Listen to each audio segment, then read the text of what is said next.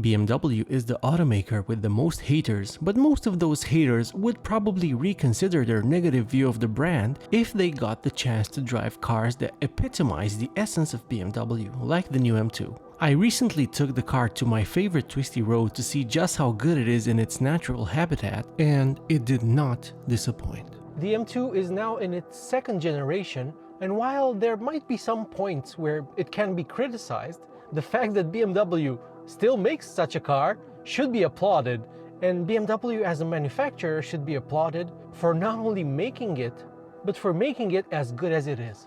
I'm going to take the new M2, the G87, for a drive on a twisty mountain road, and I'll try to tell you why I love it so much.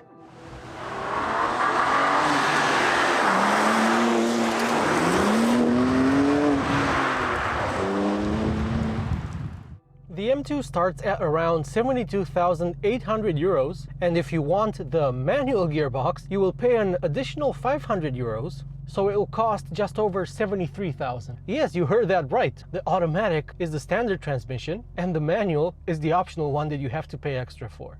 I've not driven it with the manual, even though I'm sure I would absolutely love it, but from what I've heard and read, the automatic is the transmission to go for, especially in a car that's this powerful, this lively, so that it allows you to keep your hands on the wheel at all times. The M2 costs about 15,000 euros more than the M240i, and about 15,000-ish less than the M4, with which it shares its platform, although it is shortened in this application compared to the M4.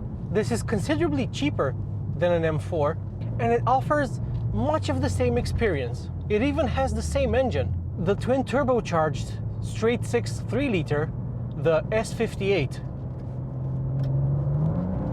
which is a glorious unit. And it gives this car a lot of character. And in such a small and compact package, it makes it feel a bit like a muscle car. I drove the M4 on this very road, and you can certainly feel that this car has a shorter wheelbase. It seems a bit more eager to turn and more agile. The steering is absolutely pin sharp, but it somehow feels like it doesn't quite have as much feel as in the M4, unless you're really pushing it. And when you're on it, that's when this car really comes alive.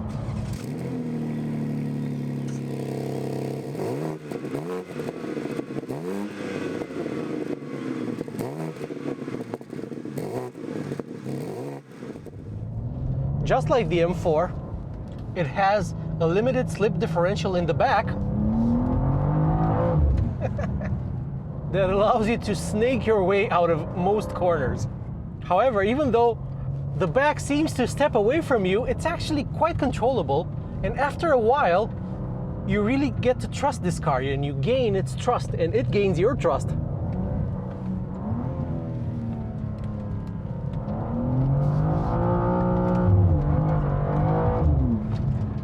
And when you're really excited, you turn on the wipers by mistake. That's how you know the car is good. I'm surprised by how little feel there is through the steering. And as I said, the larger M4, which has a version of the same platform, feels a bit more engaging in a way, through the steering at least. And I'm not sure why. Maybe this has a softer setup in the suspension, or some bushings where the feel is lost. I mean, both cars have electric power steering, which only Porsche seems to have found the secret to. So only in Porsches does it really feel engaging. Luckily, it more than makes up for the lack of feel with precision, and it gives you the confidence that you can place the car with pinpoint precision. Even with the snaky rear, this seems a lot more glued to the road compared to the previous M2, the F87. That might be because of the really wide track and chunky tires. It has 19-inch wheels in the front and 20s in the back, and 275 section tires in the front and 285s in the back. And there is a lot of grip. It was raining yesterday, and even though you cannot expect a car like this to put its power down, all of it, in the wet, no matter how good its tires are, and this is running Michelin Pilot Sport 4S tires that are specially designed for it, I wonder if changing the tires might add a bit of feel to the steering, because I've driven cars with Michelin tires before and they felt a bit inert. And I'm talking about sporty cars, so I'd have to try this car with a different brand of tires, maybe Goodyear's or even Michelin's own Cup 2s, to see if that has an effect on the steering. Another reason why the G87 M2 might feel more planted and more sure-footed than the F87 it replaces might be the extra weight. This car, as compact as it might look, weighs over 1.7 tons, 1,725 kilograms, which is almost 200 kilos more than the F87.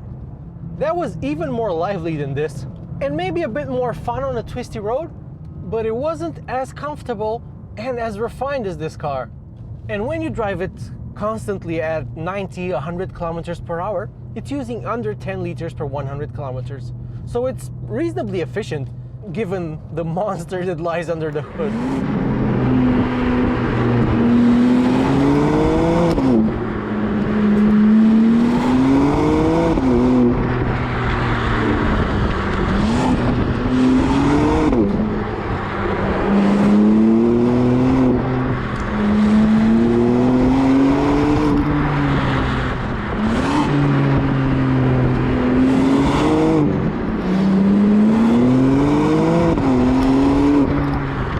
In this application, the S58 is slightly detuned from the power levels that it makes in the M3, M4, and in the X3M and X4M. So in the M2, it makes 460 horsepower and 550 Newton meters of torque. And with the standard automatic transmission, it hurls this car from 0 to 100 kilometers per hour in 4.1 seconds.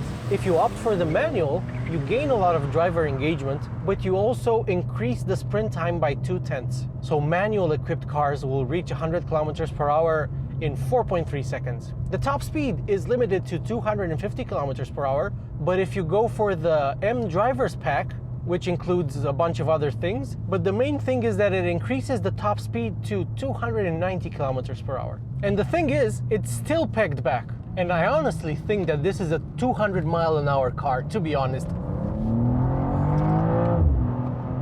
Although what it really likes most is wagging its tail.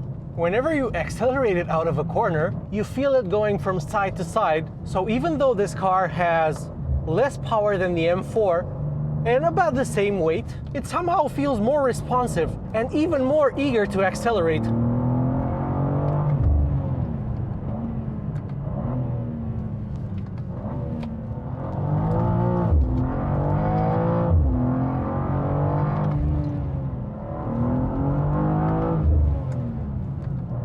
And the back stepping out isn't scary. And the car edges you on to drive it quite aggressively, I think.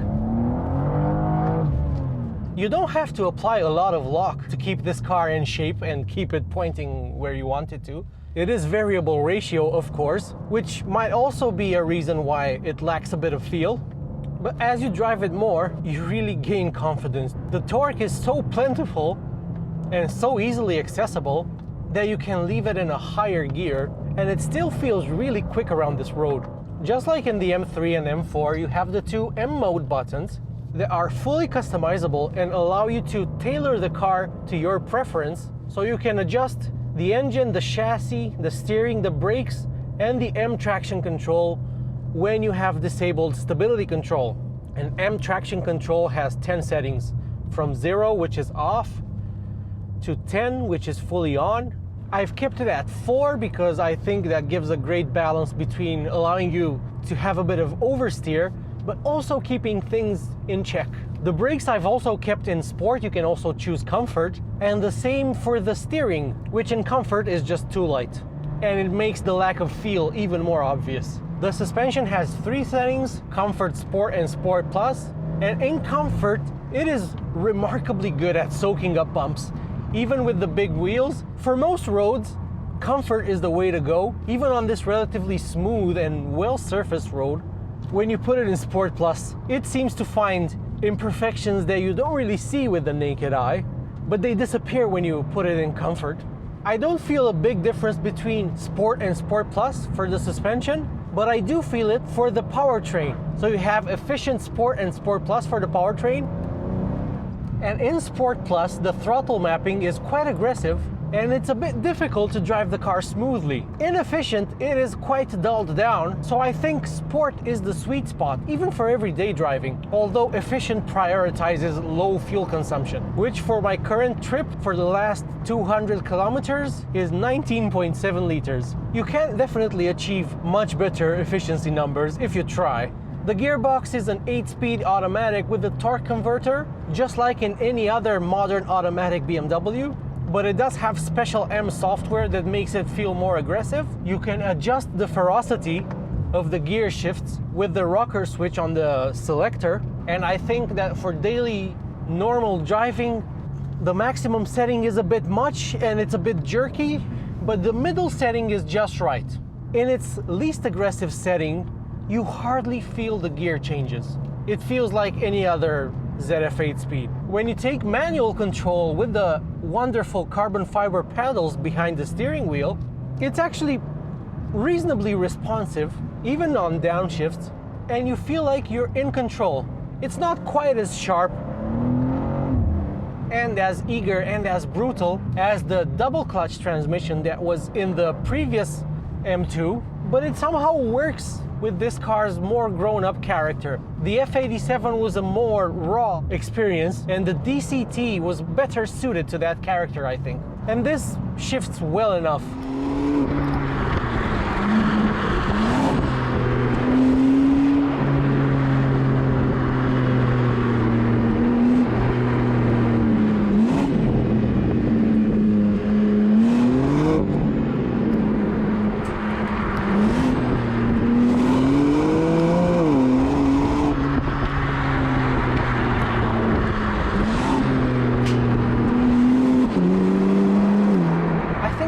The best driving experiences you can have in a modern car, in a new car that you can buy today. It is the most fun you can have in a car that doesn't cost millions or isn't a Porsche. There's nothing quite like it.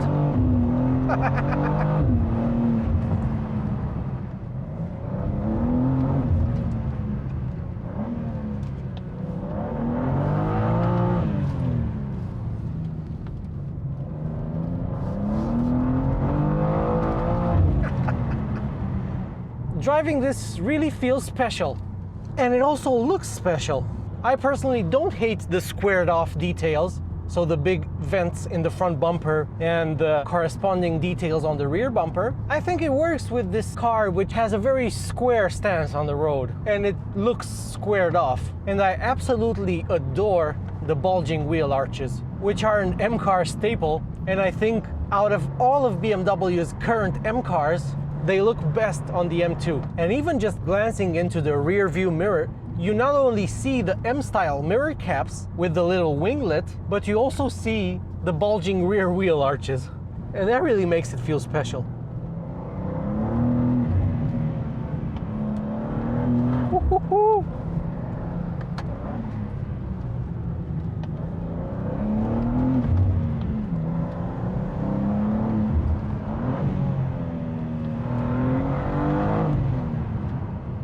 This just brings a smile to your face. I'd really love to drive the manual, but I've heard that the more widely spaced ratios make the car feel not quite as quick as the automatic, but I'd still love to try it. I heard that the shifter feel in the M2 is absolutely fantastic. So not having driven it, I don't know which one to recommend. This automatic is really, really well done. It also sounds really, really good and unique. Even despite the fact that this car has a particulate filter, which certainly muffles the noise a bit, there's still plenty of noise, and it still feels exciting. And while filming it in this forest, I could hear it approaching through the trees, and it echoed, and there was like this whole mystical thing going on. It's really nice. And when you don't want it to be noisy, you have a button that closes a flap in the exhaust, and it becomes considerably quieter. Although I'm not sure why you would want to do that. It has a reasonably roomy trunk. It has a usable back seat, There were 4 people in the car as we cruised up to this road, and none of them complained. So I guess you can call it practical. And if you leave it in its default mode, so none of the M-ness, you can just use it as a normal car and anybody can drive it. Even your mother could drive it, although she might not know what the M drift analyzer is, and you shouldn't tell her. The steering wheel feels great in the hand. I don't mind that it's as thick as it is. You can change the style of the dials. So you have road, sport, and track. And in sport, you get a different rev counter and everything is more focused towards the center. And if you put it in track, it turns off the infotainment display. It turns off the collision mitigation things, and it just shows you what you need to see, which is the tire temperatures and tire pressures, and just a big rev counter in the middle.